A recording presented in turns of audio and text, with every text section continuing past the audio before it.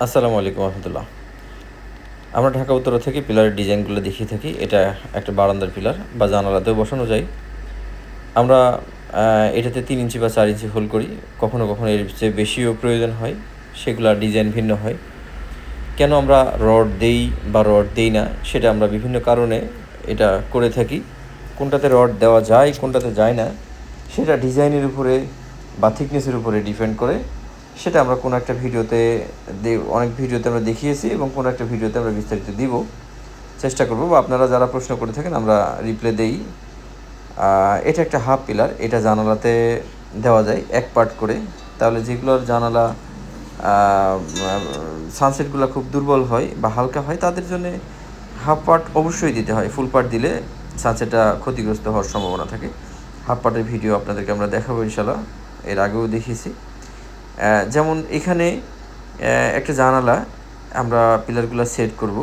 এখানে ফুল পিলারটা সেট করব 3 ইঞ্চি বা 4 ইঞ্চি গ্যাপের পিলারটা। এভাবে আমরা 2.5 ইঞ্চি বা 3 ইঞ্চি রিং করে রডের খাসি করা আছে।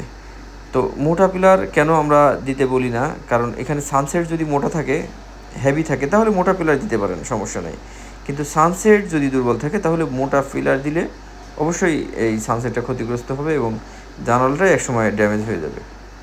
তো এটা আমরা সেট করব। সেট করলে আপনারা দেখতে পারবেন সুন্দর, কতটা সুন্দর হয়। আপনারাই কমেন্টস করবেন, জানাবেন আমাদেরকে, যাদের এই ধরনের জানালা আছে বা জানালা করতে চান। জানালা তো অবশ্যই প্রয়োজন হয় রুমের জন্যে।